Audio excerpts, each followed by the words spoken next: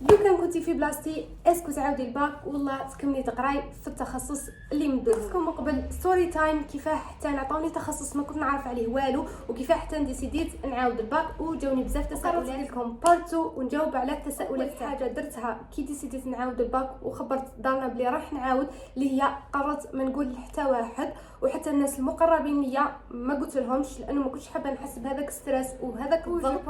هذا افضل قرار درت. والسؤال اللي بزاف سقسيتوني عليه ومن نهار اصلا عاودت الباك والناس تسقسيني، والسبب انه ما كنتش نقولوا اللي هي ما كنتش حابه الناس تقارن تخصصي بالتخصص اللي عطاوه. قررت انه نجاوبكم على التخصص اللي قريته في لافاك وعاودت الباك، يعني قريتهم اون باراليل، اللي هو تسيير التقنيات الحضاريه، جيستون دو تكنيك اوربان، اللي ما على بالوش هو اي حاجه تشبه الاركيتكت، وانما هذا يتعلق بالمدينه.